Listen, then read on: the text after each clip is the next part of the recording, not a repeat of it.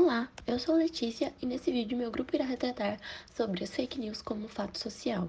para a disciplina de Introdução a Humanidades e Ciências Sociais com a professora Adriana Capuano de Oliveira.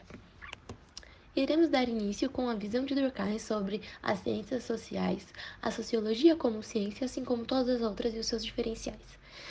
Existe uma separação entre as ciências físicas e naturais e as outras disciplinas e áreas, porque elas não necessariamente precisam andar juntas, enquanto a ciência sociológica normalmente caminha junto com o direito e todas as outras ciências e humanidades, como as histórias, as filosofias, as relações públicas e etc. O objeto de estudo das humanidades, ele está mais disposto para a sociedade, já que ele seria a sociedade em si e os livros que quase todo mundo hoje em dia tem acesso. Enquanto as ciências naturais e as físicas, as biológicas, têm um objeto de estudo um pouco mais específico e um pouco mais individual, que serviria e estaria disposto apenas para os cientistas e as pessoas que convivem com isso no dia a dia, que não seria a sociedade total. Por isso, eles não têm tanta necessidade ou vontade de opinar sobre essas outras ciências, que são conhecidas como as ciências hard, apenas opinando, sobrando para eles opinar sobre as ciências humanas. E principalmente por causa das experiências cotidianas, já que eles estão inseridos numa sociedade e por causa das suas experiências, eles acabam tendo a sensação de que podem opinar. E nisso surge o senso comum, fazendo com que a ciência sociológica tenha que competir não só com o campo científico, mas também com o senso comum. Enquanto as ciências hard, que são as físicas, naturais, biológicas, apenas competem entre si, entre os próprios cientistas que vão fazendo cada vez mais pesquisas e descobertas.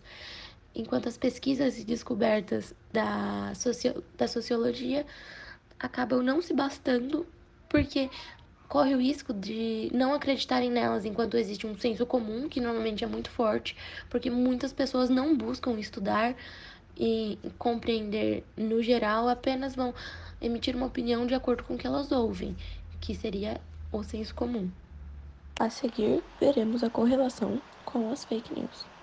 E partindo do ponto de que para Durkheim as ciências deveriam se apresentar de maneira neutra, vê-se que a disseminação de novas pesquisas, conhecimentos e notícias também deveriam se dar de maneira neutra. Entretanto, esse seria o ideal, mas não é o que ocorre na maior parte das vezes, pois em muitos casos os canais vinculadores de notícia colocam nas entrelinhas suas próprias opiniões, modos de pensar e formas de levarem os seus espectadores interlocutores a pensarem como eles gostariam, sendo uma forma de dominação e manipulação de massas. Todavia, além das notícias enviesadas, tem-se uma questão ainda maior, que seria a disseminação de notícias não factíveis. Assim, muito antes da internet e mídias sociais, ocorrem casos de notícias falsas. Isto é, desde que existam pessoas reunidas em um grupo, sempre existem boatos e desinformações. Nesse sentido, existem muitos motivos para a criação e o espalhamento de tais notícias, sendo desde alguém que quer inventar algo e espalhar a todos,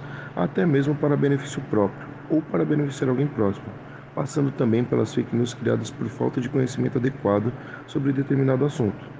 De acordo com o supracitado, é possível perceber que as fake news, de forma geral, não são neutras, de modo a defender os interesses de quem as cria e as espalha, ao passo que as pessoas que partilham o mesmo pensamento dos criadores da notícia tomam os papéis de disseminá-las ainda mais.